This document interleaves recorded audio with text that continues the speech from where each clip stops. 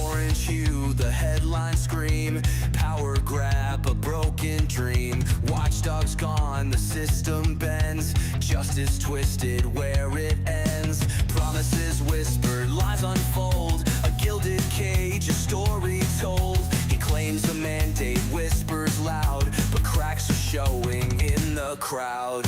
Is this the land where freedom rings, or just the echo of puppet strings? He rewrites rules, a tyrant's hand, across the nation, shifting sand. Accountability, a fading word, the truth distorted, barely heard. He shields himself, a king's disguise, while democracy slowly dies. No policy, no left or right, just shadows creeping in the night. He's not above, he's not the law, a broken system destined to fall.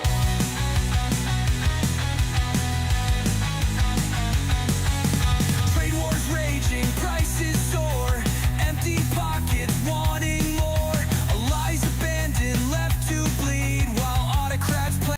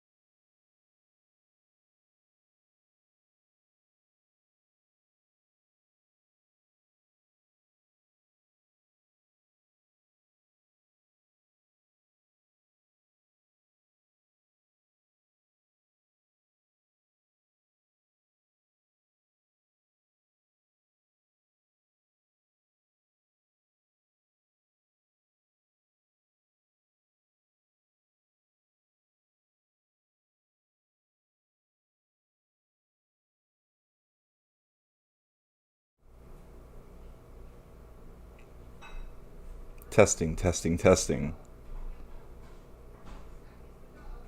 Wait, where's the chat? Oh, I can fix that. What's up? We got Fuzzy, we got Michelle. Great to see you both. Let me know if you can hear me all right. I don't know if this is like crazy loud. Let me know as well.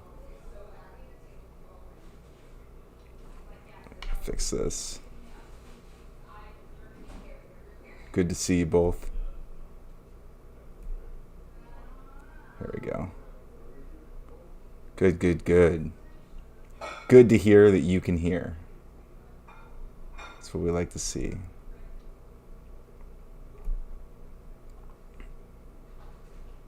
I don't think my song came through fully. You can hear back. Oh no, oh no. Wait, which background noise? Oh, yeah, it's part of my roommates. That's interesting. It must be like picking up. Let me turn that down a little bit so it's not quite as extreme. Hang on. That's funny. And dishes. Wow, it's really picking up a lot. Okay, I'm gonna fix that.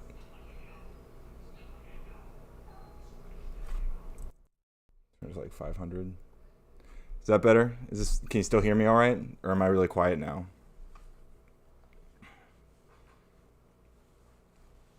I was testing like the recording, and I had to like buff up the snowball sound to get it to overpower other stuff, but I don't know if yeah, I don't know if this worked or not. Is it really quiet now, or are we good? Because I can't hear myself, obviously. Well, I say obviously, but I guess I could set that up. Better? Cool. Good. Good to hear. Oh, and I think I can actually, this...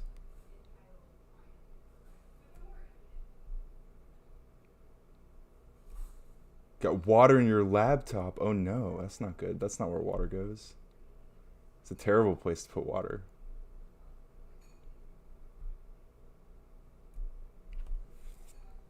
Okay, chat should be, there we go. There we go. Look at that. We got a nice little layout here. You can still hear voices too? Oh no. I guess my mic is just really good. What if I just set it to 100? Let's see. You probably still hear them, but liquid cooling a computer is harder than I thought.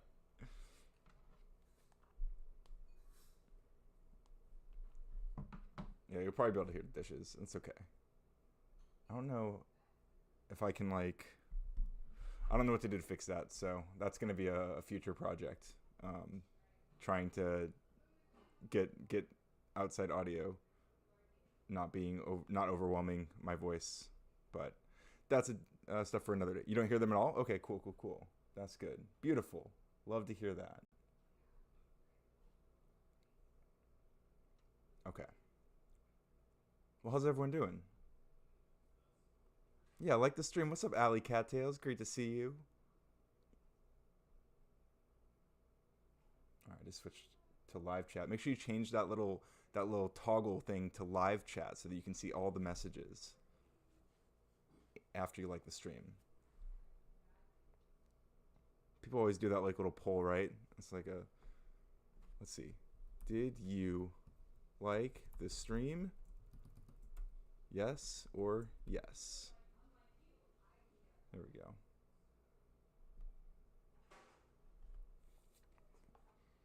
Yeah, good. Yeah, I need a noise gate. Yeah, for sure.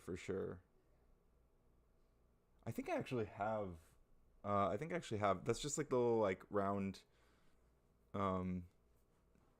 little thin fabricy thing, right? Yeah, good. Besides the laptop, yeah. Rip. Sorry to hear that about the computer.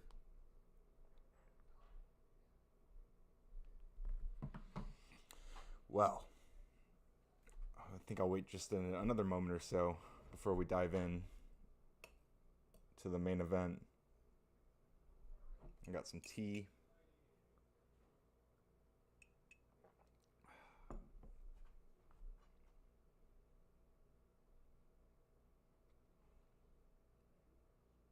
I'm hopeful because I've noticed it sometimes when I was testing out the recording and stuff that sometimes the chat feed or whatever feed that I'm giving this will stop refreshing after a certain point. I think when it's in the background.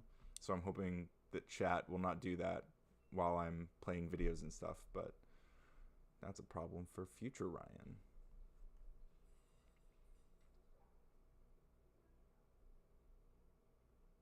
Get rid of the starting soon. Look at that. We got our little main content screen share section. I threw all this together yesterday. I might show a little bit about how I did that, but it was made using Gemini. Although Anthropic just dropped the new Claude 4 model, which is crazy good. Definitely the best coding model that I've seen. And I was playing with it a little bit today, but yeah, super exciting stuff. Okay.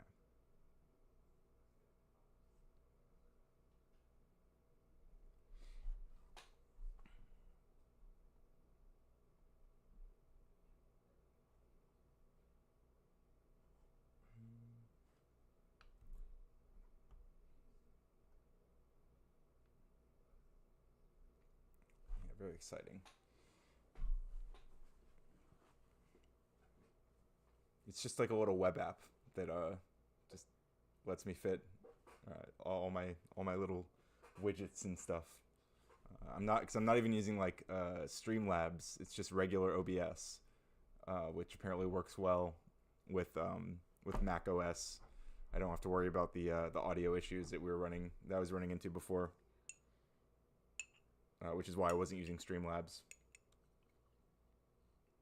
And apparently I don't have to. Can you all do me a favor and just post a bunch of random stuff in the chat right now, while I have this up? Because I can't see the chat on my screen. I can see it on OBS, but I want to kind of see if it's updating.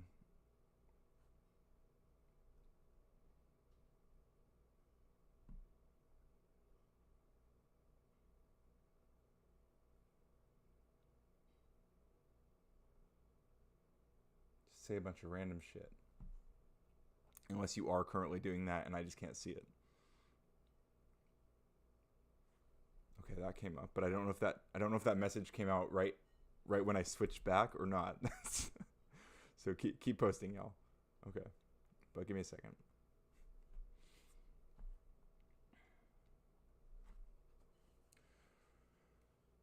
Oh boy.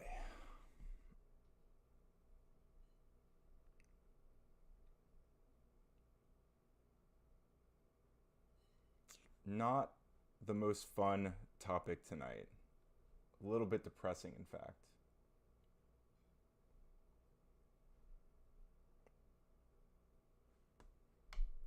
Yeah, it looks like the chat's only updating like when I switch back. So I'm going to pull this over here. Okay. There we go. Okay, I think it should be good now for the way I'm doing it.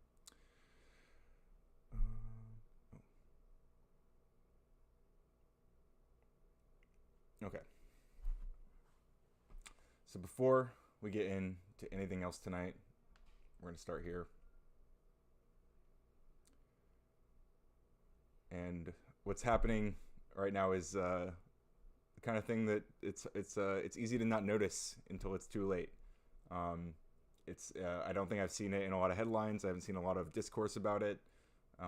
It's not the loudest thing, but it's real, and it's dangerous, and it's erasing people, information, which is not cool, right? So I made this presentation to cover it. We have it, the quiet deletion. So they're not just lying louder, they're deleting the truth entirely. And I'm not being particularly hyperbolic there. And they're doing it quietly, like paperwork, like it's just a casual thing, a routine digital cleanup. Let's talk about the scale of the erasure. Since Trump took office, over 8,000 federal web pages have been removed. 3,000 data sets are gone. They're not archived, they're not redirected, they're just deleted. And there's articles about this on Wikipedia, New York Times, and NPR at least are covering it. We'll go into the Wikipedia a little bit. Oh, you're good, Flezzy. Appreciate you. Don't let it happen again,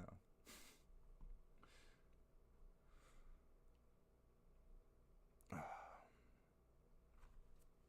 All right. So the method, it's bureaucratic silence. There was no big speech, no press conference. They just issued a memo, an executive order with one directive. One of these examples, at least, was purge all mentions of gender ideology. Just purge all mentions of gender ideology. My laptop is okay. Good to hear, Michelle. So we have some examples of what vanished. From the CDC, they removed HIV awareness pages, LGBTQ youth health resources, even pages for National Transgender HIV Testing Day. Staff reportedly were given a list of banned terms like gender, transgender, LGBT. Sources, you can read about this in Time. I don't even know what CIDRAP is, but it sounds respectable. And NPR, of course. I'm sure I probably know what that is if I knew what the acronym is.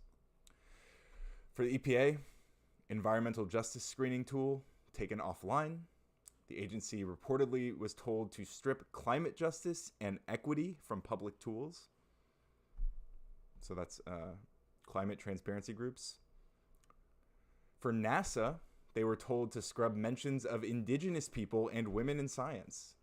One geologist page about women in STEM now throws a 404. It is insanity. Oh, hang on. Umbreon is returning to us.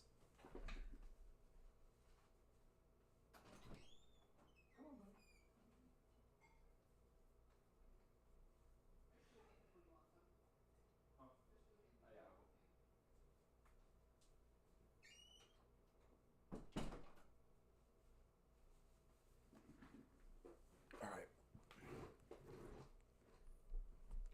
We got Umbreon. We got our good boy. Oh yeah, Enola Gay. Yeah. I remember that being a thing as well. Umbreon is distressed about this as well. That's why he's biting me. Say hi to everyone, Umbreon. Say hi, like we practiced. He's camera shy, I think.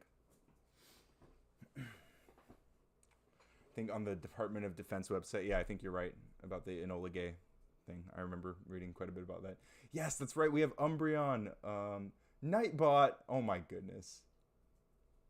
I thought I changed that setting. I'm about to ban Nightbot.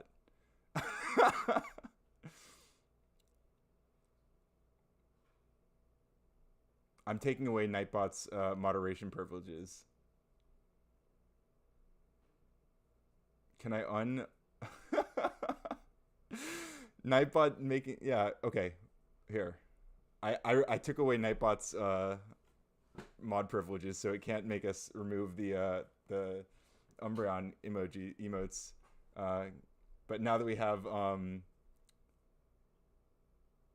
now that we have the chat on screen here, we can actually see our emotes, unlike with StreamYard. So we got the Shrek, we got the Umbreon, Care, Squirtle Squad, Squirtle Sippin', Angry Jiggles. Check out all those amazing emotes. If you have a Radical Coder membership, channel membership, you can use all of these amazing emotes and future emotes, which there will be more in the near future. I think we're going to have one of the cats here. That was a request. So probably Mr. President will get his own little emote. Anyway, back to the less fun. So yeah, CDC, EPA, NASA. There's more. We're going to go into a Wikipedia article about it, but chill, Umbreon. If they erase the data, they can deny the harm. If they erase the policy, they can pretend the problems don't exist. If they erase the archive, they can start rewriting history in real time, which is exactly what they're trying to do. So they're not just deleting data, they're deleting public memory, right? They are trying to rewrite your brain. They're trying to rewrite your awareness, like what you can be aware of, what government agencies are responsible for, and what kinds of things they cover are being just cleared. If they don't align close enough to the regime's concerns, I guess. So this is the true face. This is what modern authoritarianism kind of looks like in America. It's not just boots and banners, although I'm pretty sure Trump is planning a pretty intense military parade for his birthday, which is, of course, silly, ridiculous, and not something we see or we expect to see in a free nation. But someone in an office somewhere, deleting a PDF, removing a line of code, killing a link before anyone notices. What a shame. What a shame. F's in chat. F's in chat for the Angry Jiggles, actually. Angry Jiggles in chat to show the Trump regime that we are not happy. Drop those Angry Jiggles if you have the membership. Drop an Angry Jiggles. I'll do one as well. There's my Angry Jiggles. Angry Jiggles. We are angry. We don't love it. Angry Jiggles in chat. I know, puppy dog. See, Umbreon's angry too. Baby Umbreon is an angry puppy. So that's why we're building something here that I loosely call Resistance OS. You know, it's not really it's not like a particular piece of software as much as a movement that we're building through the stream. Why are you biting? Yeah, thank you, Fuzzy. Because every time something vanishes, we need to be able to prove it was there, that it mattered. Ha, Nightbot can't do it. Yeah, I just cucked Nightbot completely. Thank you, Michelle. I appreciate it. We'll get you a gifted membership as soon as possible. Yeah, nice try, Nightbot. Look at Nightbot trying to do his thing, but he just can't. Pathetic Nightbot. The government, yeah, exactly. There you go. For non-members, we got the angry emoji and the shake emoji. An angry jiggle. Yes. That makes sense. An angry jiggle. That's funny. Thank you, Fuzzy. Appreciate that. I know, puppy dog. So they're not just suppressing truth. They are restructuring reality. And we need to build counter infrastructure, our own archives, our own rituals of memory. So I'm hoping to find other creators and organizations that are focusing on this stuff, that are keeping these archives. So if anyone is aware of any of those, please share. Look at that, Fluzzy with the gifted member, and it went to Michelle. Perfect. Thank you so much, Fluzzy. Seriously, that Umbreon, grumpy fuck. I know. I'm not paying any attention to you. I know. Thank you so much, Fluzzy. Thank you so much. That's great. That worked out really well. Really appreciate it. Umbreon also appreciates it. That will go straight into the treat fund. You can calm down, little guy.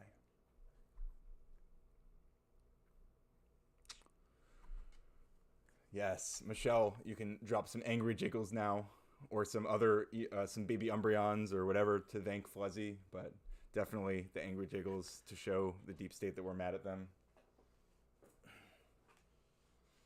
So we're going to make it real. I'm going to keep adding pages like this every week, every stream, whatever. I'm going to keep making little web apps like this that cover things that are being changed, moved, altered, deleted, removed, hidden.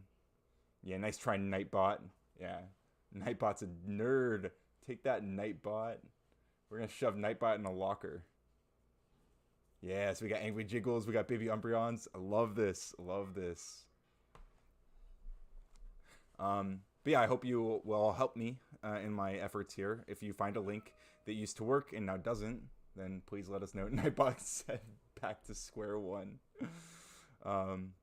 Yeah, if a resource vanishes from a federal site, we want to try to document it. Again, I'm sure there are organizations that are doing this kind of stuff, but I would like to contribute as much as possible, because we're not here to just scroll through the outrage. We're trying to preserve the thread.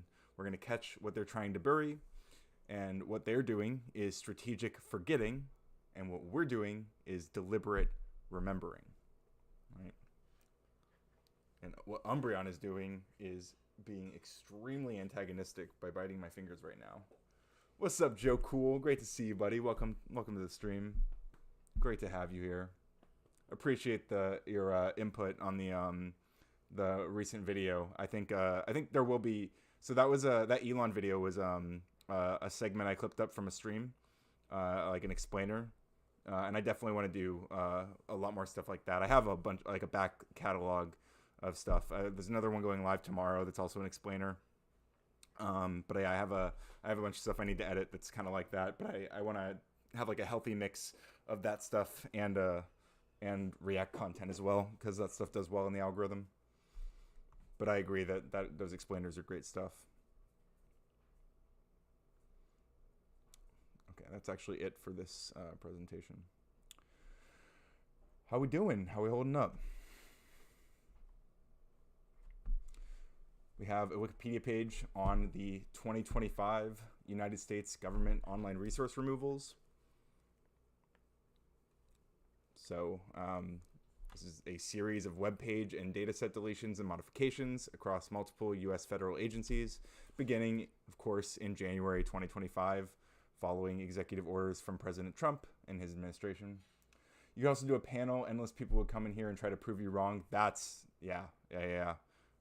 we did kind of a test of that.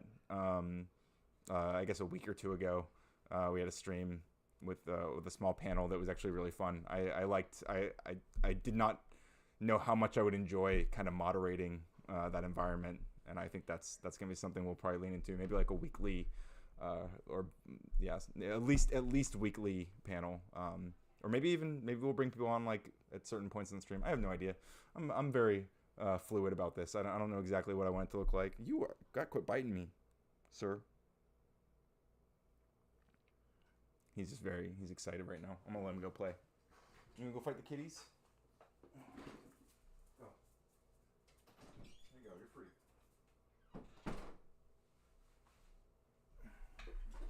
Okay.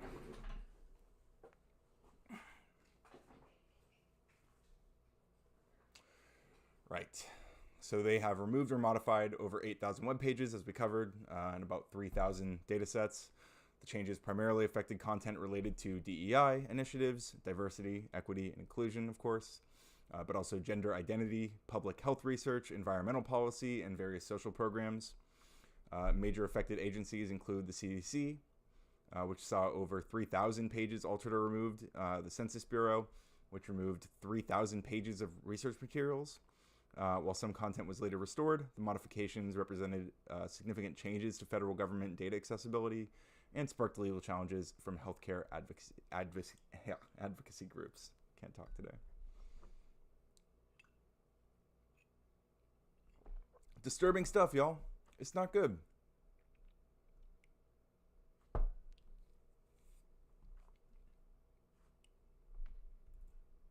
want to see if we can find some specific examples.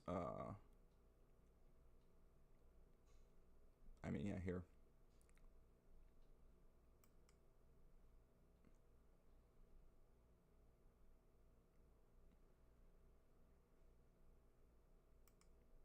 Here, like data about long COVID. So long COVID prevalence data are among CDC information taken offline. Apparently, because of gender ideology references.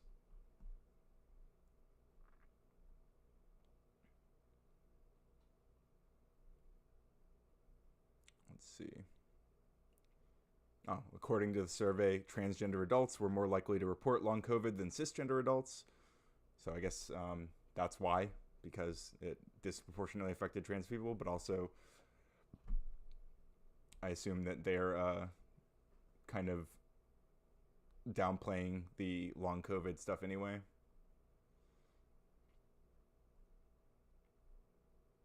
Let's see what the data sets are. Behavioral risk factor surveillance, youth risk behavior surveillance, unemployment in the United States from the Bureau of Labor Statistics. Let's see what this one. Unfortunately, the economy runs on the data Trump is trying to delete.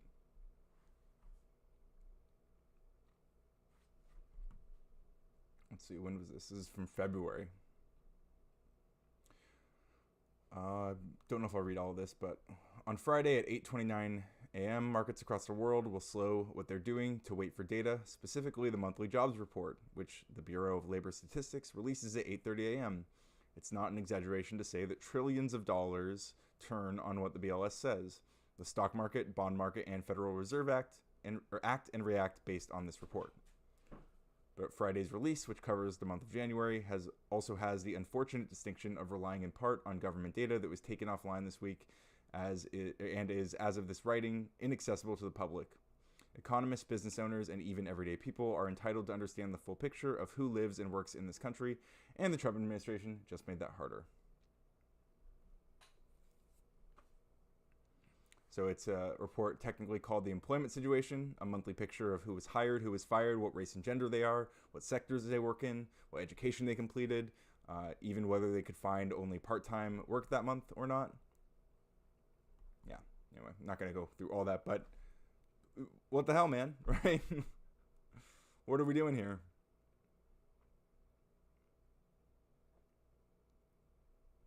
who's an NBC. As Trump hits delete, the race is on to save LGBTQ and climate data.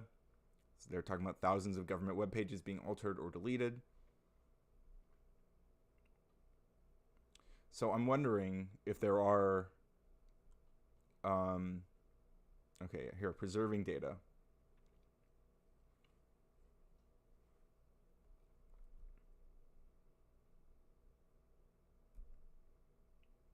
So basically, if you're a woman, they want people to be like, she got hired because they need to hire a woman, and someone better was deprived of that job for her to do it. Same for people who are black or trans. Yes, absolutely. That's absolutely how how they've been using DEI, even though it's ironically the opposite.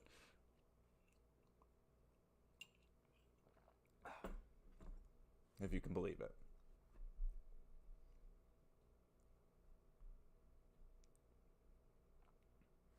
Yeah, or handicapped even. Yeah, absolutely. Yeah, I keep saying it's not just DEI, it's DEIA, right? So it's diversity, equity, inclusion, and accessibility. So that includes like wheelchair ramps.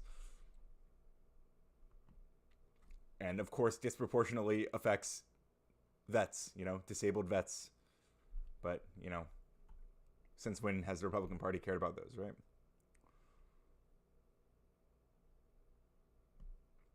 But yeah, I want to find...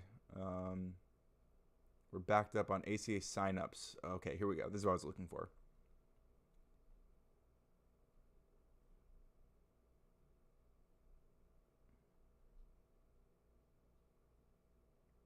Oh, this is not... Okay, this actually is not what I was looking for. That's just this one specific example. End of term web archive. Here we go. Okay.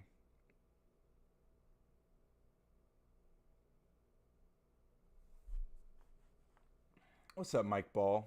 Good to have you here.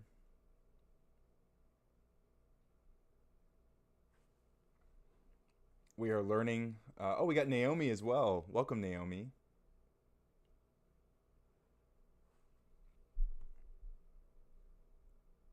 Yeah, we've been going over all of this, how the Trump administration is deleting huge amounts of data. Believe how many avoided Hornet as well. Did we get did Mike? Did you like raid us or something? What's going on? Everyone come over from Mike's stream, I'm assuming. Great to have you here, though. Shit. Yeah, so 8,000 web pages and 3,000 data sets. Not good. Not good stuff. What in what world is less data better than more data? Like, please, someone make it make sense. I can't imagine like just having less data is ever going to help anything.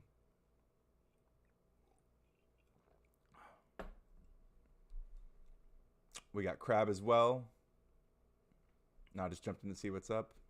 Well, great to have you here, Avoided. Great to have you here, Naomi, and Crab, and Joe Cool as well, obviously. Great to have you all here. It's cool. It's nice to see the kind of cross-pollination, I guess, like people from different communities all I mean, a lot of you obviously know who each other are from those other communities, but in any case, Mike Ball with the $4.99. Hope you have a great stream. Thank you so much. Seriously, thank you. That's amazing. Appreciate you. Our first super chat of the night. We got one gifted membership earlier. Shout out Fuzzy B. Also much appreciated. Thank you so much, Mike. yeah.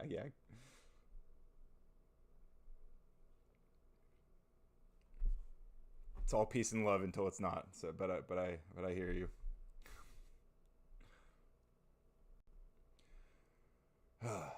So yeah, disappointing stuff.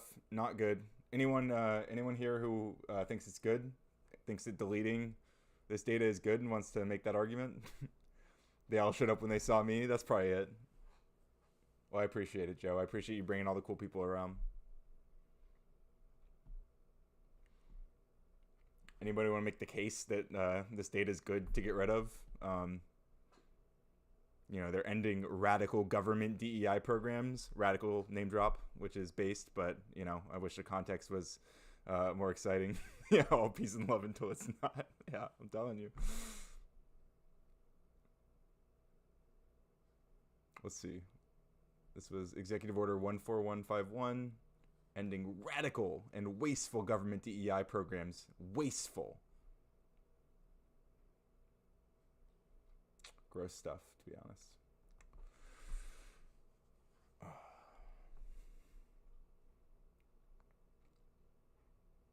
Let's see. Let's look at some more specifics of like what was removed.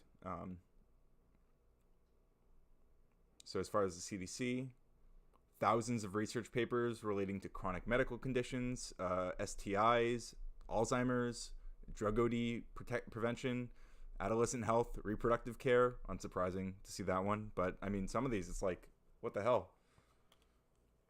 Yeah, click the like. Yeah, we got 10 people watching. I don't know how many. It looks like I see 5, but it could have changed if I refresh it. But I don't want to do that and make the chat and have to like change the chat again. But whatever. What's up with that? Vaccine guidelines for pregnant people? How are we protecting the unborn? What's going on? HIV-related web pages commonly reference gender, so they had to take everything down to meet the deadline. Some of the data was restored, like the Atlas tool for tracking infectious diseases such as HIV, STIs, and information on the Youth Risk Behavior Surveillance System. Okay, so that's good news. Some of it was restored. NASA had to do a complete, comprehensive removal of DEI-related content. The FDA had to remove 100 pages. This is the kind of stuff, like, this stuff gets swept under the rug, you know? Like, because the vaccines caused autism. Like, this is the kind of stuff, it doesn't make headlines, but, like, this is what they're doing. They're deleting all these data sets, they're deleting all these resources, and, like, who does this help? It literally no one. It only hurts people. It is only bad. Like, there's no, I don't know what the positive side of removing useful information and resources is. You know, like, make it make sense. Someone make a case for it. I can't imagine. I mean, I guess, like, the argument would be like, oh, it's radical ideology or whatever, and it's bad. But if you read even like a basic, you take even a basic glance over what they're actually removing, it's hard to like keep making that case, right?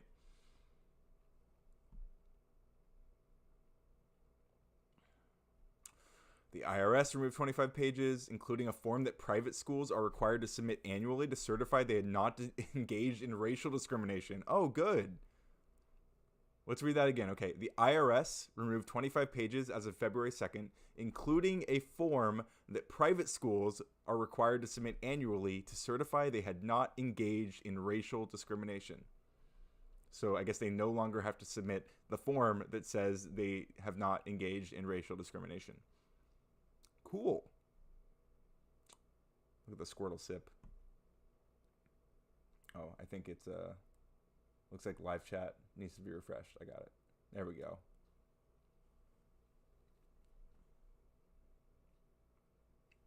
Live chat has been reactivated. Department of Interior. Oh, this is cool. Look. 18 pages removed from the U.S. Patent and Trademark Office, including information about veteran inventors and entrepreneurs. What's up with that?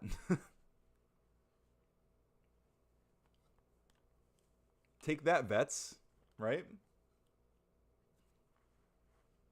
And a high school program teaching about intellectual property. Why? Right? Like, why? The Department of the Interior. Unironically saying you don't have to not discriminate now. Exactly, yeah.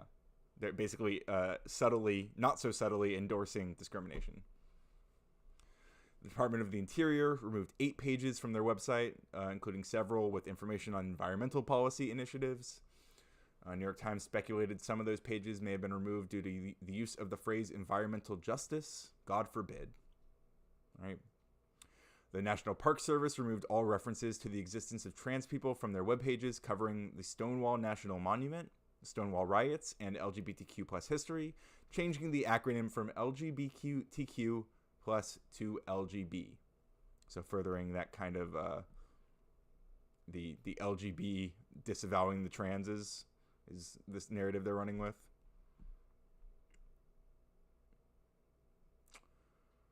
4 pages from the Nuclear Regulatory Commission were deleted, including an overview of the Commission's equal employment opportunity and diversity initiatives. All Spanish language content on whitehouse.gov was removed, which apparently happened in his first inauguration as well. It just goes on and on.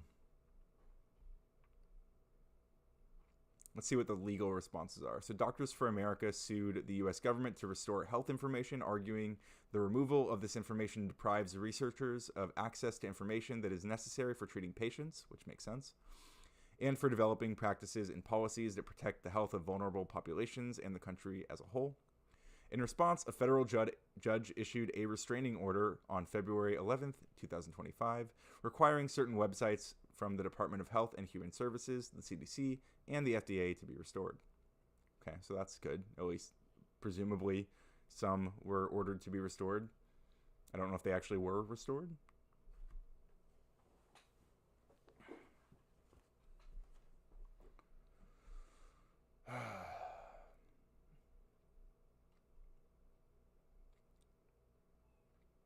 Yeah. It's not good. Not good stuff, but what do we expect?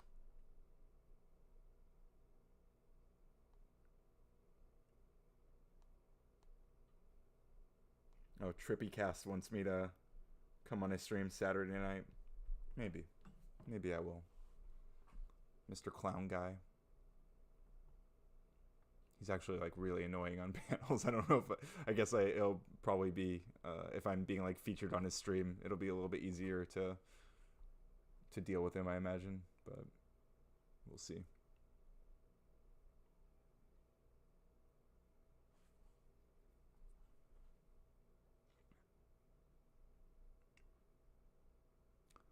So luckily, we have the end-of-term web archive, which captures and saves U.S. government websites at the end of each presidential administration. They have thus far preserved websites from administration changes in 2008, 2012, 16, 20, yeah. They're now accepting human-nominated URLs for the U.S. Government Web and Data Archive 2025.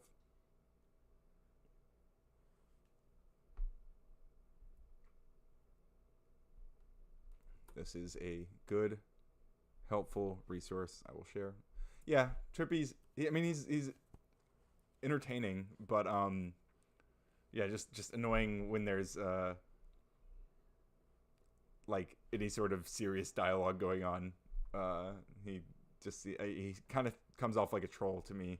Although he seemed like he got like actually a little bit offended when I just accused him of like just trolling. Like he seemed like upset that I was characterizing him as that. So maybe he is more authentic in his whatever beliefs he's trolling with. But yeah, I don't know, man. In any case,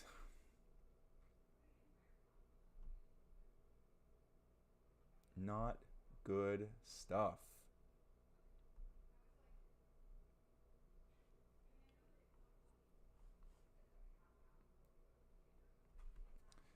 And yeah, of course, what they're deleting is not just policy, it's identity, right? It's vulnerability, it's expression.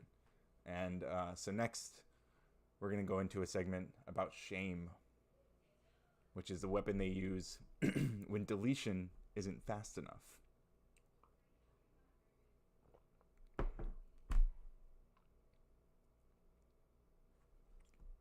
But before we do, make sure you like the stream. Click that like button. Click the like. It's a little thumbs up. Looks like this, you know? You know what it looks like. A little thumbs up button. Click it. Give me some love. Shout out in the chat. Say hi when you get in here.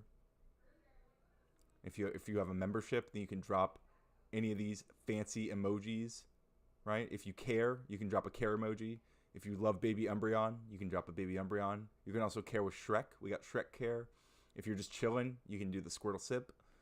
And if you're pissed, you can drop an Angry Jiggles.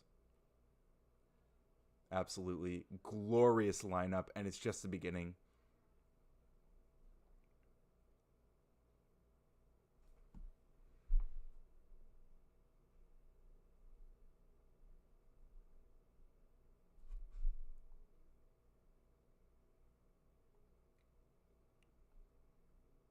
Oh, you didn't tell me this was no one told me this was Frozen. That's okay.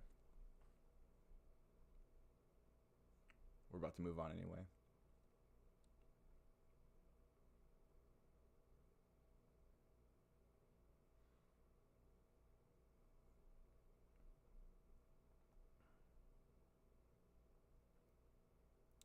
Up next, we have a video from Pop Culture Crisis of the Tim Pool Network.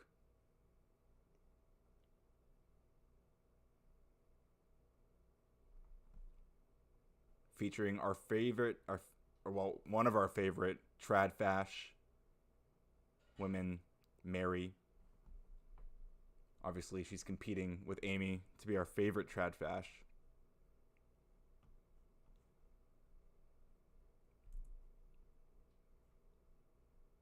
Let's see what they have to say about slam poetry and why it's cringe. And apparently there's proof that it's cringe. So let's get into that. Let me know if you can hear this audio, by the way, once it starts playing. I will start off by saying the fact that we are doing this segment is my fault. If you are completely consumed by the cringe, blame me. I'm completely fine with that. It's just that sometimes my algorithm turns into something I didn't expect, and I was facing a barrage of slam poetry videos all of a sudden in my Instagram Reels. And I feel the need to share the joy, because I enjoy cringing, with all of you, because I do care about sharing. Sharing is caring. So the focus of most of this is going to be one particular slam poet named Sam Brown. Okay. And his most famous work talking about masculinity. He looks like every young British actor in the world now. This is truly incredible. Get ready, like you will cry. Yeah, he looks like every handsome young British actor, and apparently we're gonna cry. We're talking about masculinity, which I am. Fun fact: I am actually the CEO of Masculinity. Many don't know this, but I am in fact the CEO of Masculinity.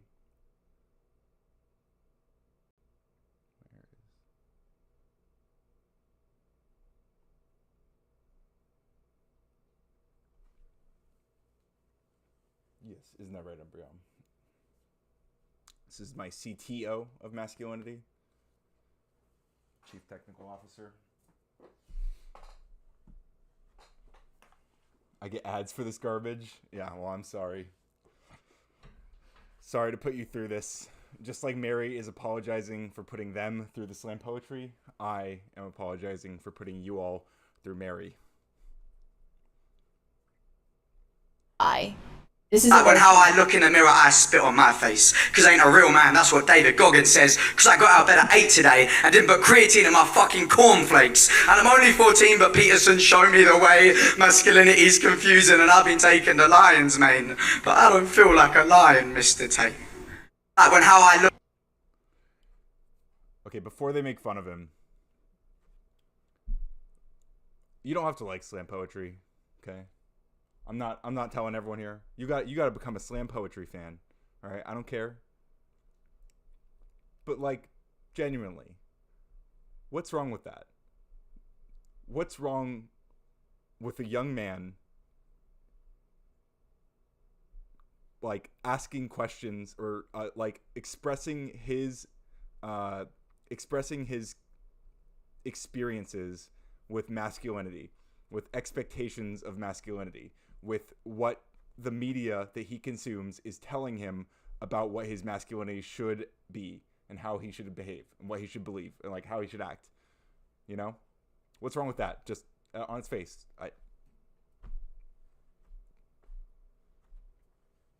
We're doing slam poetry segment. Yeah, nothing at all. Exactly, Fuzzy. Nothing at all. Absolutely nothing. But hey, maybe we're wrong. Maybe we have no clue. It's so awesome. The delivery where he's just like, his voice is kind of shaking. I went to the Streamers University, but I don't feel like a streamer con. I feel like... He doesn't feel like a lion! I feel like... Poor guy. It's hilarious. I mean, again, it can be cringe. It can be kind of cringe, but like...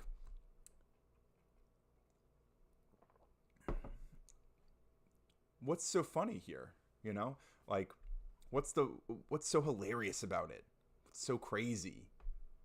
We're gonna the more we watch this, we're gonna see just how particularly upset they are about this guy specifically, who Mary has been watching on every platform because she hates him so much. Mute my oh no. Wait, why? What's going on?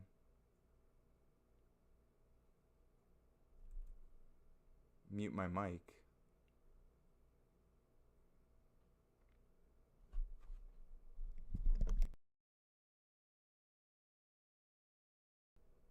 What, you're saying it was muted? Is it good now?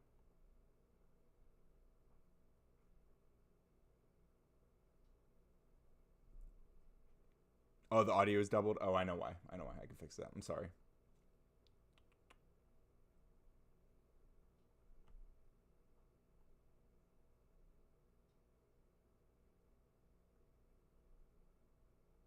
At least I think I know why.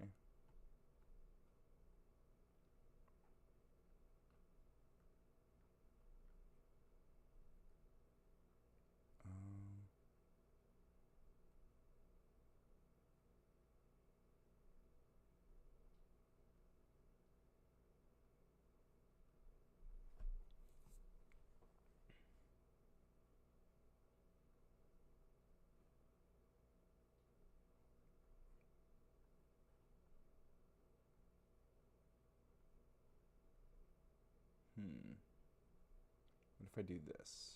Was it my audio or their audio? They're just, yeah, you're supposed to laugh when they do. Yeah, exactly. Let's see. No, you're fine. You're fine.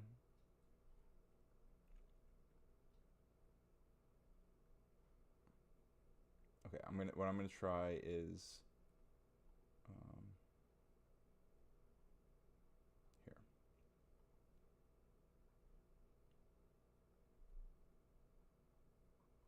C'est la vie, indeed. All right. Yeah. Okay. I feel like Shia LaBeouf would excel at this. Oh, yeah. She would crush. Definitely. How do I speak to women without Polygraph lie detector, welcome. Good to have you. Okay, it was the video? Yeah. Okay, cool. Then I think it should be good now. But yeah, happy to have you here, Polygraph. Yeah, it was because I had multiple sources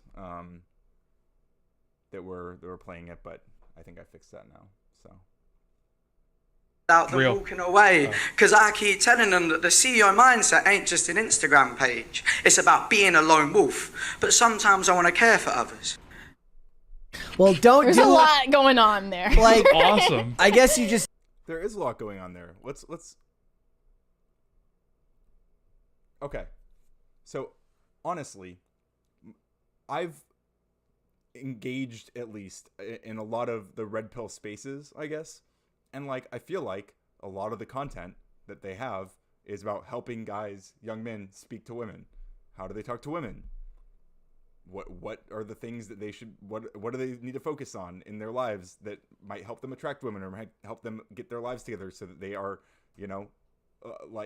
And so that's what he's talking about, right? He's talking about CEO mindset pages. He's talking about what do I say? What do I say to these girls? I feel like Shia LaBeouf would excel at this. Oh yeah. She would crush. Definitely. How do I speak to women without them Real. walking away? Because I keep telling them that the CEO mindset ain't just an Instagram page. It's about being a lone wolf. But sometimes I want to care for others. Sometimes he wants to care for others. God forbid, right? God forbid those paternal instincts to be good to people. Well, There's a lot going on there. Like, Awesome. I guess you don't do what like Louis C.K. did. Don't trap him in a room. Yeah. That's the advice. Don't be Louis C.K. Don't be a sex pest. People who are used to the shallow are afraid of depth. Yeah. Ooh, well said. Well said. Like, It's outrageous. Right. As long as you don't block the door and jerk off in front of them, I think you're who fine. were we talking about recently? Was like oh no, never mind. Sorry, disregard. That's somebody different. This is their analysis so far. Is look at this guy. There's a lot to unpack there. Don't lock women in rooms and jerk off in front of them. Okay. But yeah, don't like block them and lock them in a room somewhere. They have to be there voluntarily, no matter what the slam By the poet way, says. David Goggins is just like a mainstream motivation. Yeah, I actually don't know much about David Goggins. David Goggins.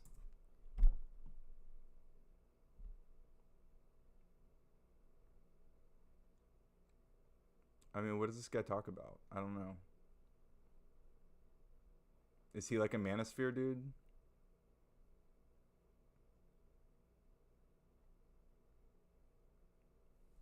They might be right about this one. I don't know if he's actually like part of that that kind of pipeline. But I imagine that like if you consume some of his content, then it's probably also going to get your algorithm going towards, more or less mainstream. Okay, he is like a Joe Rogan guest type. Yeah, I mean not, but yeah. I mean Joe Rogan does bring on like okay, yeah, I see. Oh, people also search for Andrew Tate. Okay, I see. Very precise. Yeah. Yeah, like Jocko. Jocko makes banging protein shakes though. Those Jocko shakes. I assume he makes those. They're actually really good. I got one at Wawa a while back, and it was really really tasty. Well, shout out David Goggins. Sorry if you're catching strays, bro. If you're not, if you're like a reasonable dude.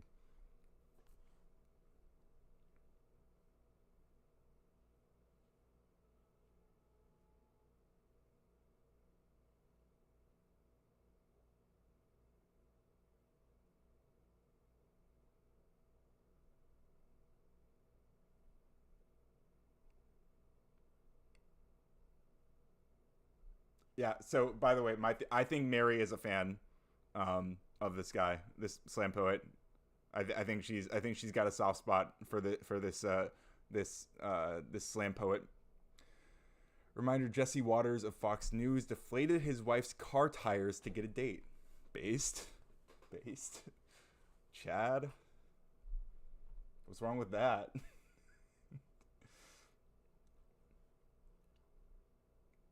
Oh wait, was it so that okay, wait, I remember this story now. Was it to like initially to get her attention or whatever?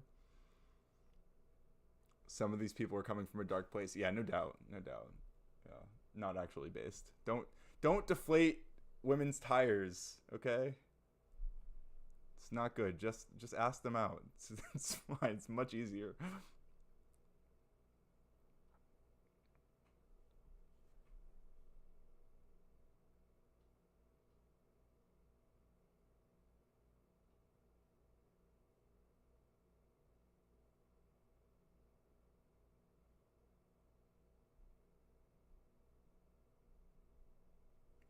So I guess he's talking about like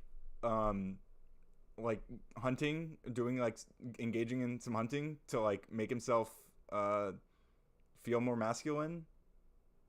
And he's like talking about how it made him feel, and he's like, wow, that was actually didn't feel great. Like, God forbid.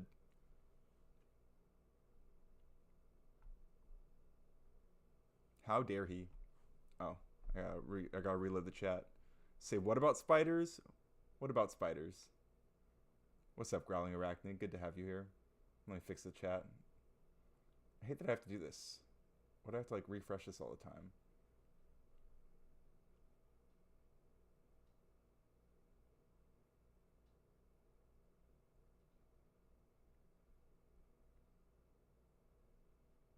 There's a box that says show full screen and hidden windows applications. I wonder if that will help me. We'll see. Oh, also, the screen is, yeah, what's going on with this?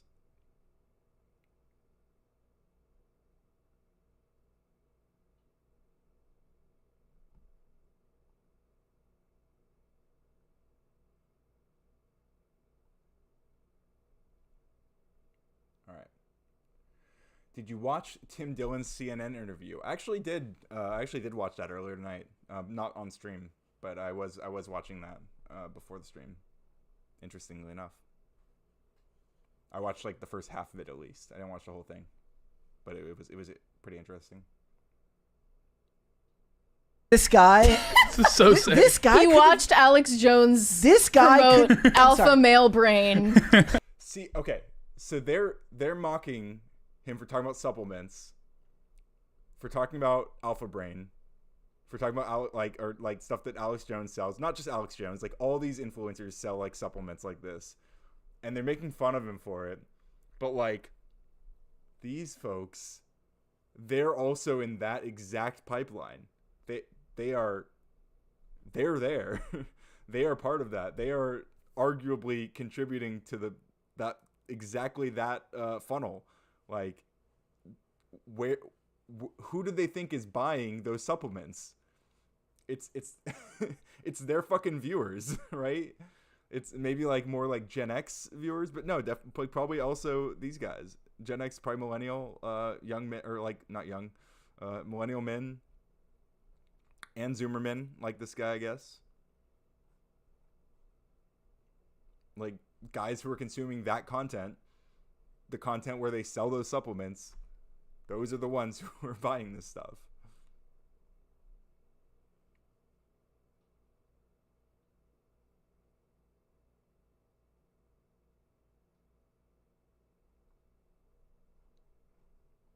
Wait, it didn't. What is going on? Why does it keep pausing like that? I hate it.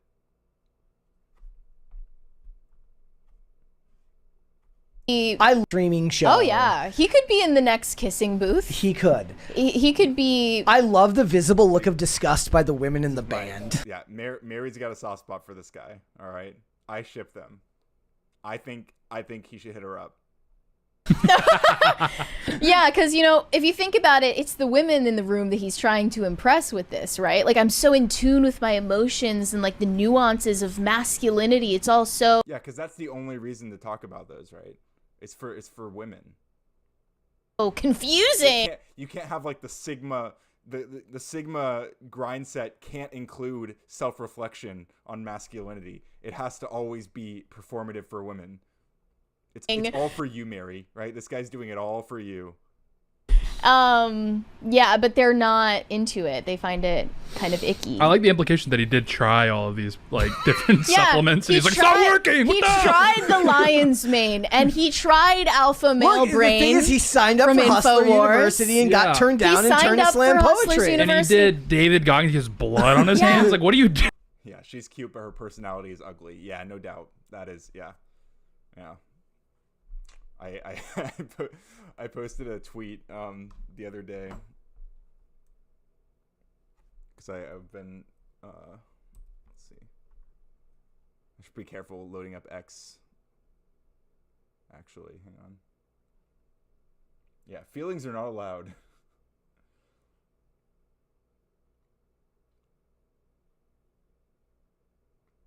Yeah, I'll pull it up later. Yeah, I posted a funny tweet about Mary like a week or so ago. And these guys, actually.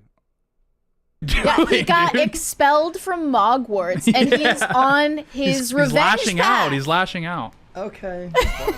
Is this gay? Let's decide. Like, that last. Honestly, like, I've only watched a handful of episodes of this pop culture crisis show, but like Mary seems to be the only one who really fully understands what's going on, and everyone else is just kind of there like along for the ride. So, you know, shout out to Mary for being at least socially aware.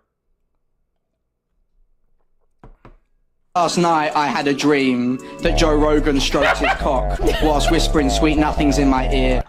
That can't be real. That has to be AI. That's AI. That's not real. Last night I had a dream that Joe Rogan stroked his cock whilst whispering sweet nothings in my ear. That one's maybe a bit much for me.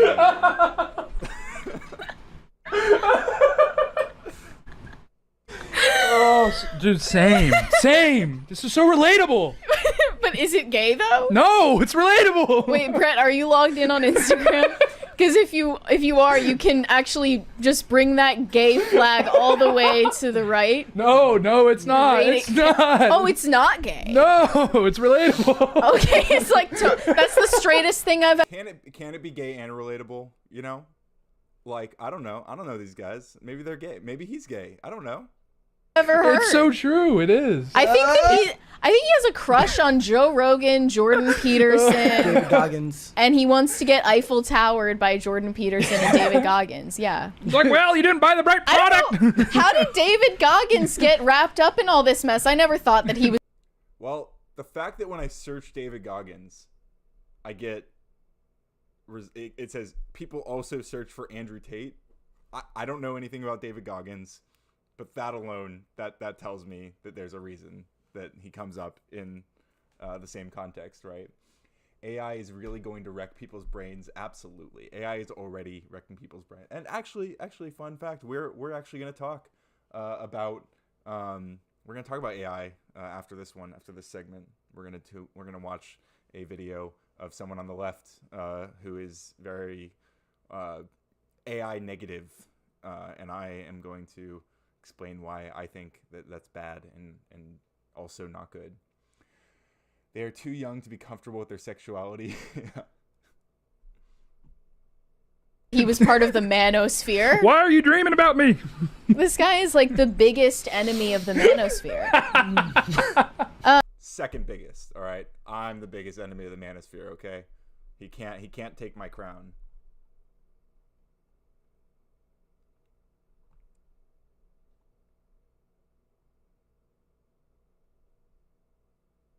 I like this one better.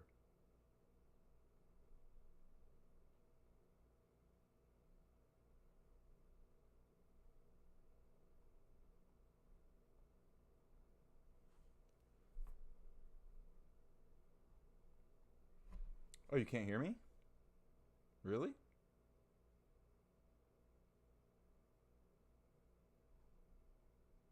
Like still?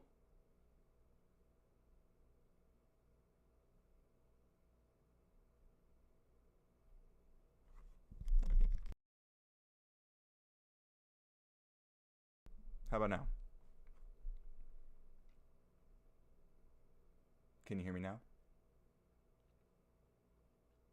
One's in chat if you can hear me. Say nothing in chat if you can't hear me because you can't hear me to instruct you. Oh, I guess if I'm talking, yeah, that makes sense. Okay. Yeah. Okay, hang on. I'm gonna put the snowball back at like 500. No, that makes sense. Video audio is much louder than yours was. Yeah. Okay, yeah. See the ones. Thank you. Yeah, I turned it down because it was picking up my roommates in the other room, but I think that they're not out there anymore, so it's not less of a problem at the moment. But yeah, I like this version better. But anyway.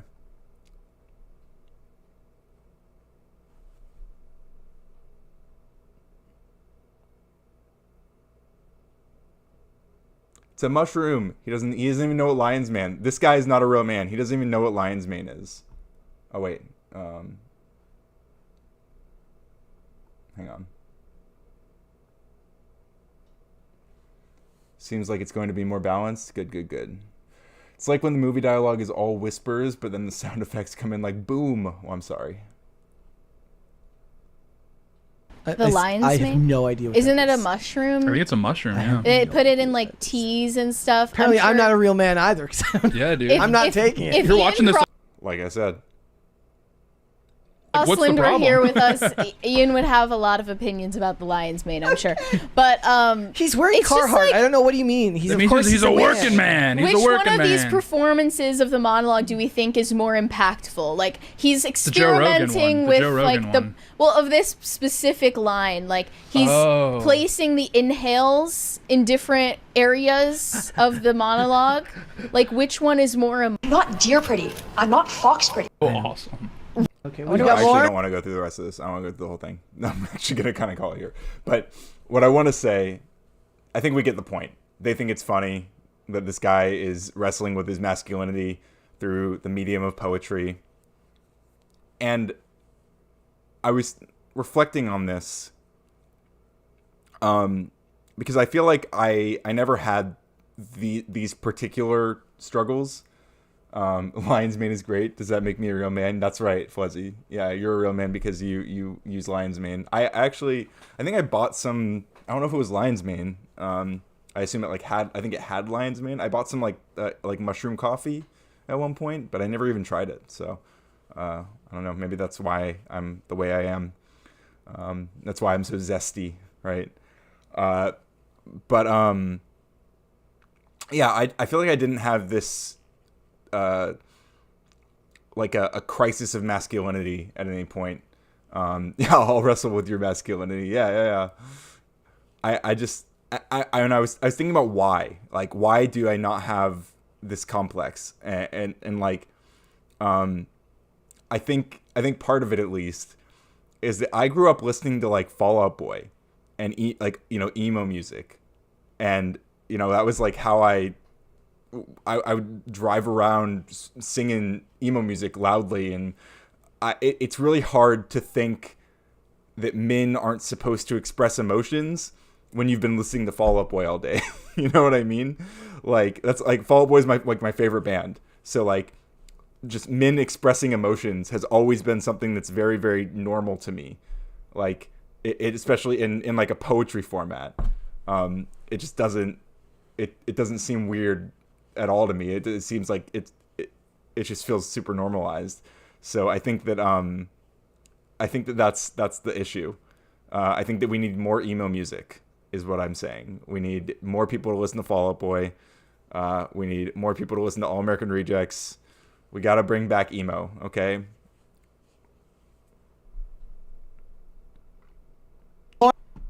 think of this? I think I had a couple other things to say about this. Let me see.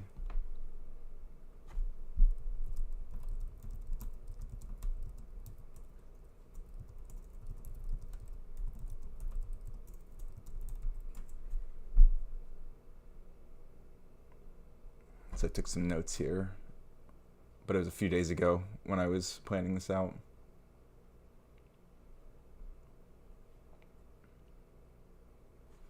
Yeah, like they're not just critiquing bad art. They're like ridiculing earnest self-expression. And I feel like it's a larger trend of weaponizing irony to shame softness. And like noting how the loudest reactionaries aren't just mad about politics, but they're like uncomfortable with the feelings they have and they don't know how to process them.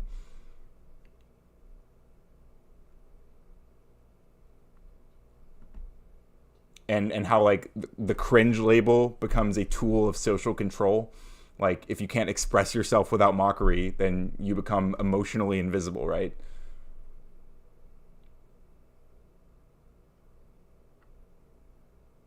And how these kind of pipelines tell boys to suppress their emotions and then sell them rage. And when, they don't feel better from the rage, they sell them supplements. But yeah, and also emo music. Thanks, Mary. Reminder, Mary and the Pop Culture Crisis podcast are part of the Timcast network. You know, Tim Pool, a.k.a. Commentator Number 2, as we know him here. We call him Commentator Number 2, which is what he's known as in the tenant media. We got chats that I haven't even seen. I'm sorry, guys. Hang on. I thought my chat was just dead. You didn't have to tell us the emo is your favorite. We know already. Opeth in Dream Theater would like to have a word with you. I don't know what those are at all, to be honest. Yeah, we can see it now. My bad. It's just that the window was not refreshing automatically. It just kind of like freezes after a while, I think, when it's in the background. Scott Galloway covers the men's angle from an interesting perspective. It is mostly a social issue with related unaddressed personal issues. I'll check that out. Yeah, also good to see you in Pursuit of Knowledge. Happy to have you here. A great masculine role model in Pursuit of Knowledge. Roles changing has affected it as well. Women having the power to be equal and in some cases stronger than the men. Yeah, for sure. No need to get emotional. No promises. Okay. Look at that sippy Squirtle. That is such a cool emote. You know, this is a great moment to remind everyone of the cool emotes that we have. We have the best emotes, really. We have angry jiggles for when you're mad, when you want to express how mad you are. Or if you want to express how you're chilling, we have the Sip and Squirtle. Opeth is a Swedish death melodic metal band. Oh, okay. Yeah, I've heard of Dream Theater. But that makes sense, yeah. We also have the Care React when you're feeling soft and you want to care. Or Baby Umbreon. My puppy when he was just a little baby. He's down here, by the way. Hey, but Umbreon, wake up. I have to exploit you. We got Umbreon right here, my baby boy. He is so sweet. And you can use all of these emotes yourself with a Radical Coder channel membership. Okay, they're pretty cheap. I think it's like $2. It's fantastic. You can also gift Radical Coder memberships. It's great stuff. We're building up a base of just really fantastic people here who love to use adorable emotes. The little pup is cute. Yeah, he's even cuter now. Can you believe it? He's like, dude, I was sleeping. What's she doing? My good boy. Sorry, buddy. Here you go. Go back to bed. Yeah, what a great boy.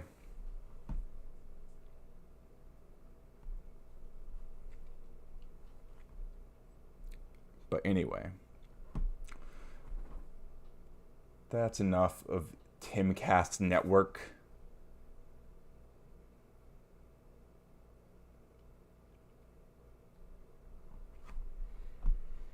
So next up,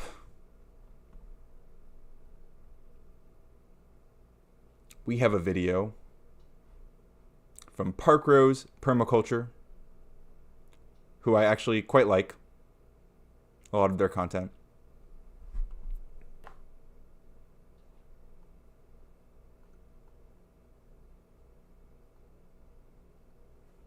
But she was talking about AI and how Gen Z is cheating their way through college with ChatGPT. And I have thoughts. So are America's college kids really using ChatGPT to write everything for them? I'm in college, and not to out myself, but like I use AI on every single writing assignment, and so do all of my friends, and so does basically anyone I know. While I don't just completely copy and paste things from, ChatGPT to the writing, but like everyone uses it, because why wouldn't you use it? There's been a bunch of reporting out that... First of all, so true. Yeah, everyone's using it because why wouldn't you? That's so far a great point. It's very useful, in fact. And I like that guy specifies that he doesn't just copy and paste from ChatGPT, but like I use it constantly to organize my thoughts. Like I will just like speak to ChatGPT, like thinking out loud until I have like a good cohesive idea of what I'm trying to get across. Like I did it reflecting on a lot of stuff that we're covering in today's stream, right? And it's not, I'm not like I'm not like copying someone's ideas from ChatGPT, right? Not necessarily. Like, I mean, I use it to generate ideas too, but like I'm using it to consolidate my own thoughts, to organize my ideas, right? Because for me, like I'm fucking crazy and ADHD, and it's really hard for me to organize my thoughts in a meaningful way. Like if I just like stream of consciousness type or talk, it's, I mean, you can tell right now it's chaotic, right? I'm all over the place, and I can't keep track of the things I've said. So it's really useful to have an assistant like ChatGPT, which I can just spit those thoughts into and have them come out in a productive shape or form, you know? So that's my first my first speech on how why I think that ChatGPT is useful, and we're going to hear why people don't like it. But out this past week that college students across America basically don't know how to write a paper, and they rely on ChatGPT and other AI software to do most of their homework for them. Okay. Using ChatGPT to help shape a paper does not mean that you don't know how to write a paper, first of all. Like, you can use it to help structure it, right? You can use it to help structure your paper. God forbid. Like, it's just like using a template, right? In Pursuit of Knowledge says, I have ADHD as well, but I take meds to help. I usually do, but I have been out for quite a while now, and I'm, just living life raw. Running on caffeine and naps. That's basically how I'm surviving my time without Adderall. I miss it dearly.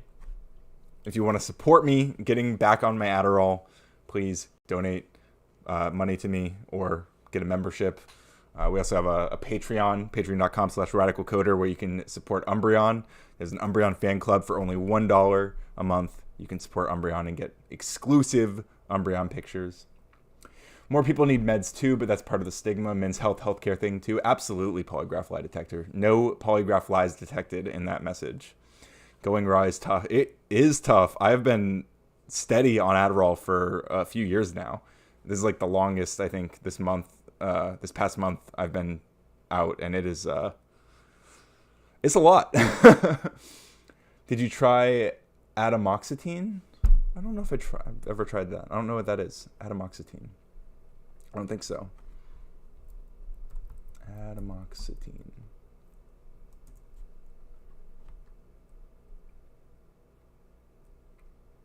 Is this an over-the-counter thing? No, prescription needed. Yeah. Oh, this is like Strattera. Okay, I've heard of this, but no, I never tried it.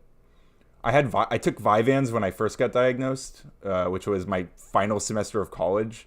So like way late in the game.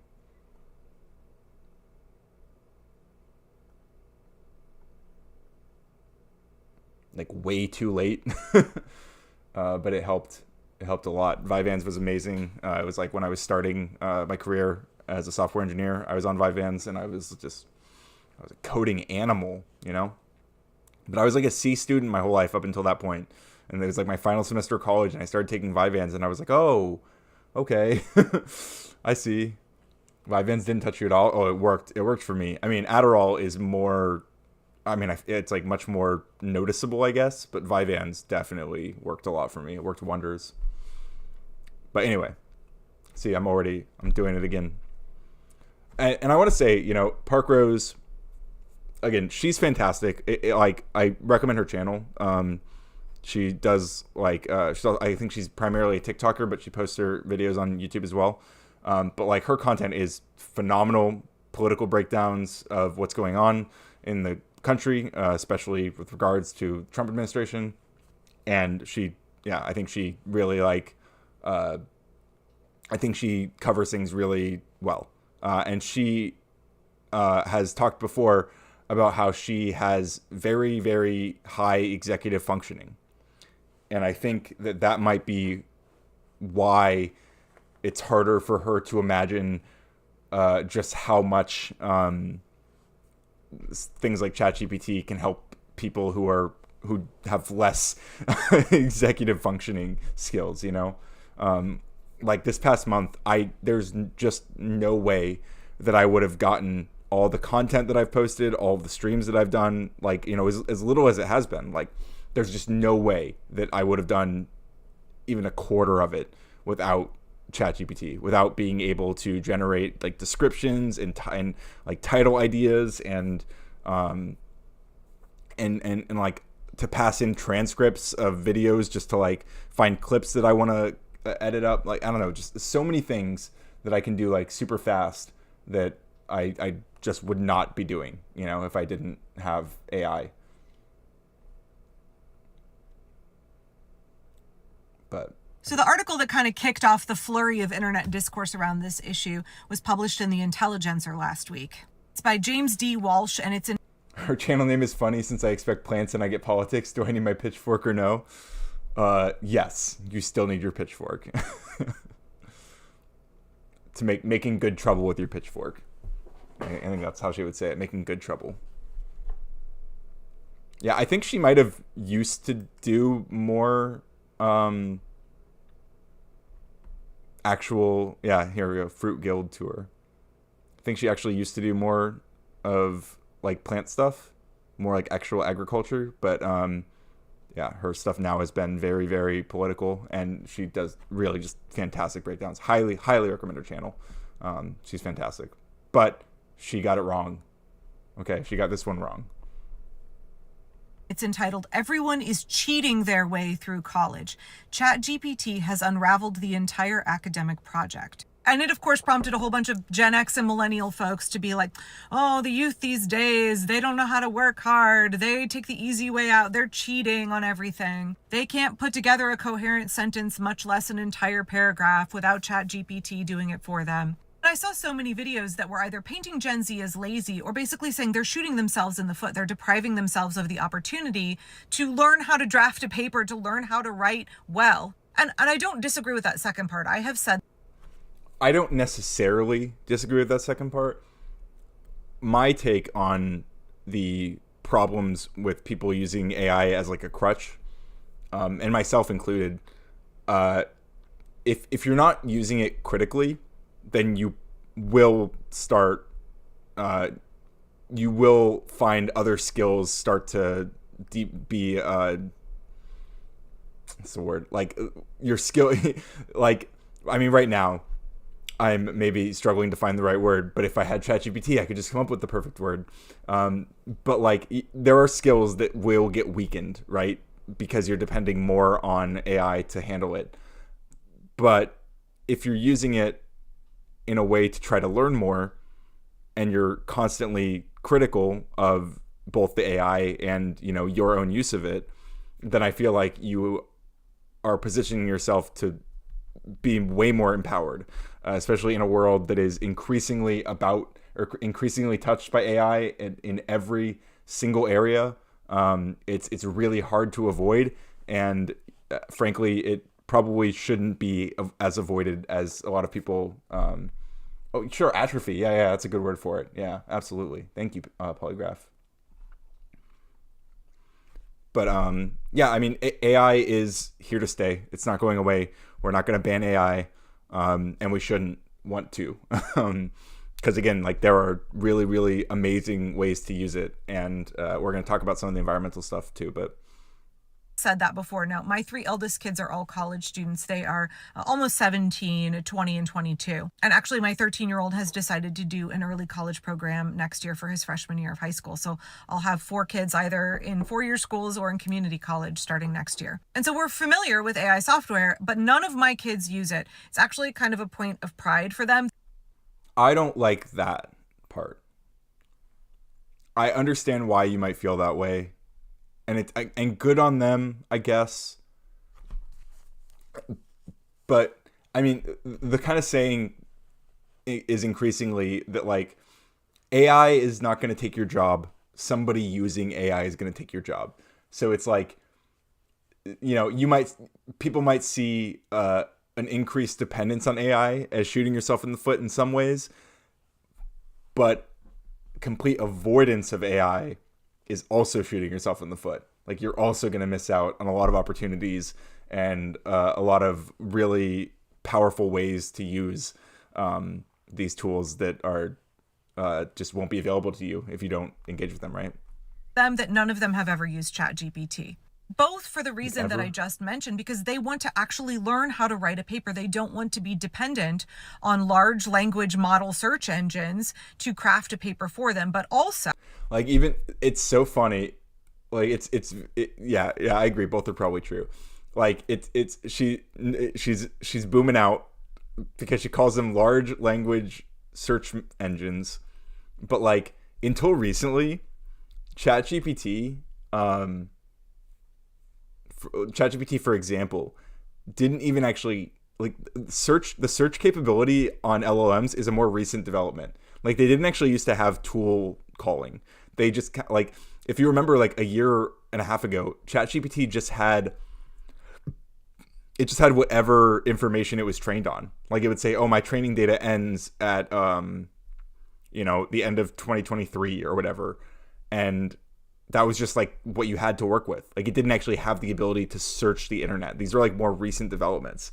So like it's just kind of funny to call it a large language model search engine when the search capability is a tool that ChatGPT and LLMs now have access to.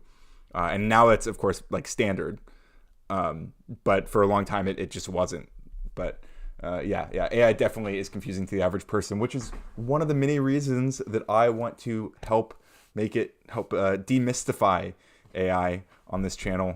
Besides doing politics stuff, I also want to help people, empower people with AI, because again, it's not going anywhere and it shouldn't go anywhere. And people there's a lot of really exciting stuff that people can do with it. No matter what domain you're working in, you can supercharge your workflows with AI, and if you do it carefully and intelligently, there's few, if any, downsides. So, as my third kid will tell you, you can't trust ChatGPT to be factually accurate.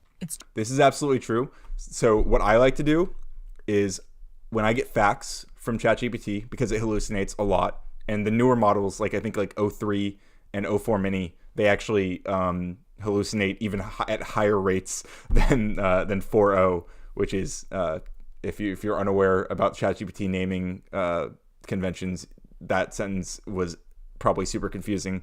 But 4.0 is kind of the standard ChatGPT version that people use. O3 is a newer model that came out fairly recently, and O4 is a different model that hasn't been released, but there's like O4 Mini, and yeah, anyway, it's crazy. It's not helping the average person's understanding of AI, but yeah, obviously you can't trust it to be factually accurate. This is why we get those like crazy Google AI summaries that like don't get the facts right.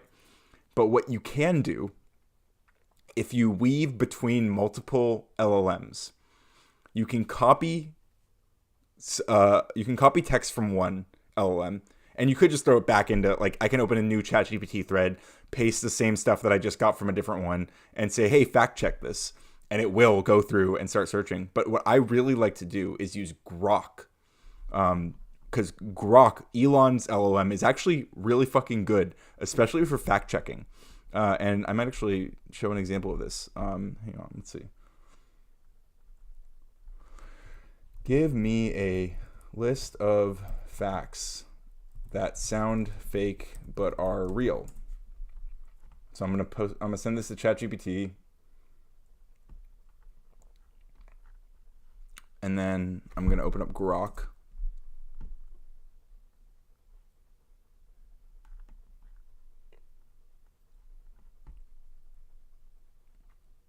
we're going to see a drop in the quality of the average media created, like with any simplification of techniques in the past. Initially, happened to photos before and after everyone had a smartphone. Oh yeah, sure. Yeah, and people are already, I think, kind of worn out by AI generated content, but I mean, it's about to be everywhere. It's only getting better, and it's going to be all over the place. But again, I think that what's really exciting is that it empowers everyone to create much faster if they know how to use it right. So anyway, I'm going to paste this list of facts that I got from ChatGPT, and I'm going to say fact check this list. And again, you still have to take it with a grain of salt, but Grok 3's deep search is actually really good at finding finding sources, and yeah, you'll see. It's like sharks are older than trees, bananas are berries. Oh, that's true. I didn't know strawberries aren't, though. That's news. Is that even true? Companies are going to exploit it on people? Absolutely. Yeah, which, again, just another reason that it's good to understand how to use it, right? It's good to have a baseline understanding of it, because we want people to be aware of how companies are using it against them. Apparently raspberries aren't either? What? I knew octopuses have 3 hearts.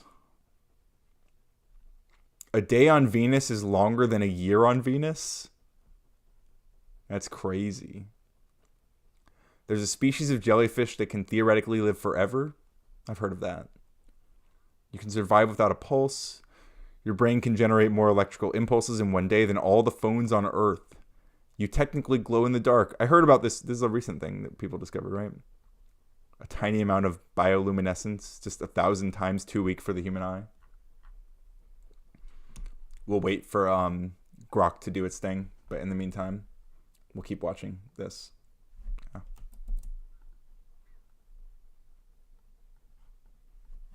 It's just being a giant search engine, and the more alt-right material, the more Russian bot propaganda, the more Elon Musk propaganda, the more right-wingers that are... See, that's technically true. Especially when you're using the search feature, it's more susceptible. But again, if you're using it critically and you're weaving between different LLMs and double checking your work, then you can usually find what the misinformation is pretty quickly. I mean, look, it's going through all of these, like it's looking at all these different sources, and it's finding the more reliable ones. Like, I mean, it's looking at Forbes, PBS, like it's checking Quora, but also doubling up, like, oh, we're looking at AP, we're, like it's doing a really good job of fact checking all this. And this is Elon's. I love using Grok, especially to like fact check stuff about Elon, because it's just an actual good fact checking system, and it usually will say pretty negative things about him because he's doing bad shit all the time. That are pouring shit into the internet, the more it's going to harvest from all of those as it crafts its responses. And I see other TikTokers, including folks that are my age, who use ChatGPT like it's some kind of oracle. This is a problem. People will just like type something into it and like immediately share what they got. They're like, oh yeah, well I asked ChatGPT and it said this, and they're like, that's the facts, and that's definitely not the right way to engage with it. Will just spit out an accurate, factual, reliable answer for you. I've also seen people using the AI search response that comes up on Google, your AI overview. That's the first thing that you see on Google now, as if it were completely accurate, as if it were factual. Y'all, those are often riddled with errors because they're just doing large language searching. They are just harvesting from other people's work on the internet. The large language, it's a large language model that has a search feature. Just to, I might be being pedantic there, but I think it's an important distinction. And there's no fact checking. There's no guarantee of accuracy at all. And so you're not really doing yourself any favors when you use AI software. But again, you are if you're using it critically. If you're aware of all this stuff and you know how to navigate, you know how to double check, like, okay, here, look. So now we've got the grok breakdown of all those claims. So sharks are older than trees. And again, these could still be wrong, right? But thankfully, grok at least pulls sources for these things, right? So like bananas are berries, but strawberries aren't. Okay, it has a source on this. A .ca link. Bananas are berries, raspberries are not. Does it say strawberries as well? Let's see. Yeah, the Office for Science and Society. Yeah, look, we got blackberries, cherries, raspberries, and strawberries are apparently not. But pumpkins are. Yeah, pumpkins are actually and watermelons are a type of berry called peepos. Fun fact. Point being, here's another one that it's like, oh, it's true but partial. So radio waves from the Big Bang echo and TVs can pick them up. So it's like kind of true. It like specifies it's not completely true, but it's at least partially true. So again, these might not all be exactly true, but this is a much better baseline than just what you get from ChatGPT. Like this is gonna be, and again, we have all these sources, so you can like double check this stuff. If I was gonna make like a video where I scripted something based on these, I would check each specific claim. I would try to double check the specific sources, just so I'm sure that I'm not like spreading bullshit. Or even if I like repeat something from any of this, I have these sources I can go back to and like be like, oh well, this is where I got the information from. But the reason that my two older kids especially don't want to use it is for the environmental reasons. And shout out to Teen Vogue for talking about that this week. Fuck yeah, Teen Vogue. Thank you for this piece of journalism. Disagree. Fuck you, Teen Vogue. You're making my life so much harder. GPT is everywhere. Why are we not talking about its environmental costs? The main reason that my family has never been interested in using ChatGPT is because of the environmental consequences. Large language models use a huge amount of resources, especially water. Quoting from the article in Teen Vogue here, a 2024 analysis of energy output of using ChatGPT found that just one 100-word email drafted by ChatGPT-4 uses about a water bottle's worth of H2O. Okay. This is not true. This is just like it's not accurate. So hang on, let me pull up this article.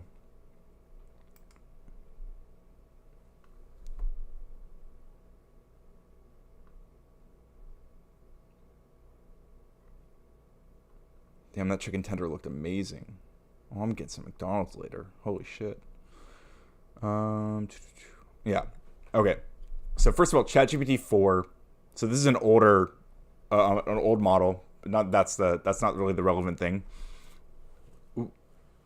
The research they're quoting here.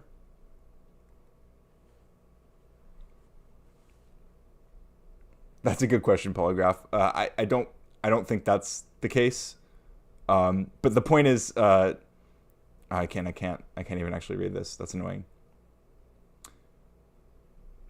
The issue is basically that the water that's used is primarily at training time. So when LLMs are being trained, they are using a shit ton of water, and that is a problem. So I don't want to understate that. Like, it is a problem that they use a shit ton of water. But when it comes to consumption, inference time, it's really not using that much. At inference time, it's much more comparable to like watching Netflix or YouTube. So right now, you are still, right? You are watching this video, watching this stream. You are also putting a server to work that has to be cooled, right? It has to use water to cool it, to cool down the server so that it doesn't overheat. And we don't demonize Netflix for this. We don't demonize YouTube for this. I made a video about this just like a week and a half ago. That's on my channel. I highly recommend people go check it out after the stream. But I kind of break down some of the misinformation that I've seen about these environmental impacts and what's true and what's not. But also, we'll see my frustrations expressed down here. It genuinely breaks my heart to see AI demonized by good-intentioned progressives. The water bottle stat is dated and misleading. Local models you can now run on your phone are already rivaling GPT-4. I'm talking about 4.0 here, actually. So, like, you can run a local model on your phone that is as good, or not as good, but like nearly as good as the current like state-of-the-art ChatGPT 4.0 model. There's like Phi, I think it's Microsoft's Phi, and Llama is okay. The newest Llama was a bit underwhelming. That's Meta's local model. Point being, you don't need a bottle of water to run a local model on your phone, right? You're not, unlike Michelle Hunt, who was in here earlier, apparently pouring water on her laptop. You don't actually have to pour water into your phone to cool it down to use an LLM locally. So using AI on the GPU, if it's enabled on NVIDIA GPUs, also, yeah. That's and newer phones and computers are now being designed with kind of like AI first chips that are that make the decision about like how to use those chips or how to use those systems even more efficient. But yeah, also the extreme energy consumption is primarily the training process. I do agree there are important critiques to be made there, but the moral panic around AI risks pushing a powerful, accessible tool out of reach, while the oligarchs run off with the real advantages. We're scapegoating the digitally literate poor and leaving tech consolidation unchallenged. As someone neurospicy with ADHD, AI has literally been life-changing. It helped me process my thoughts and feel consistently productive for the first time in my life. And I'm not understating this. It has been game-changing for me over the past couple of years, increasingly so. It's not even just about cheating, although I appreciate her nuance around that point. It's about access. These tools can be used in lazy or harmful ways, but with proper training and healthy skepticism, they can supercharge learning and creativity. I actually used AI to workshop this comment without losing the plot. Seriously, the people most likely to care about the issues raised in this video are also the ones best positioned to use AI for the most good. I appreciate the work you do, and I hope you'll reconsider this framing. And then I got one person who was like, oh, I didn't know. I also have ADHD and a kind of dysgraphia that affects their ability to plan, draft, and edit. Their last job was only possible because they compensated by being fast in other areas. This is a relatable sentiment to a lot of people. I never actually responded to this message, but I will. And then someone else goes, learning disabilities are no excuse. There are plenty of people with them who don't use and condemn AI. And to you, Debbie Ganger, eat shit.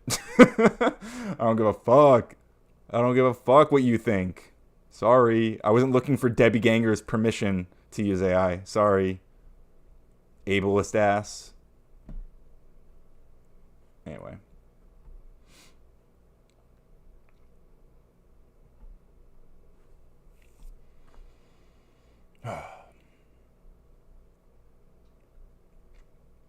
All right, I feel my voice starting to give up. So I think we'll probably call it here. It looks like Sarah is doing, I think Neve is doing her Throwdown Thursday thing. So maybe we'll go over there. I still don't know how to do raids. I want to like test that out. Can I even, I don't know if I can do that with when I'm under 1,000 subs. I don't know if I can like raid out. But that's okay. I guess once again I'll shill. If you want to use the absolutely adorable emotes, we have so many and we have more coming. Radical Coder membership will allow you to use these adorable emotes.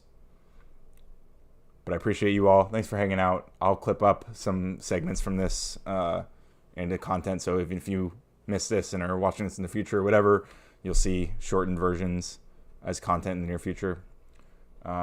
Keep learning. because learning is radical, and drink water, and don't let your voice disappear like mine's about to. I'll see some of you over on Sarah's channel, I'm sure. So peace out.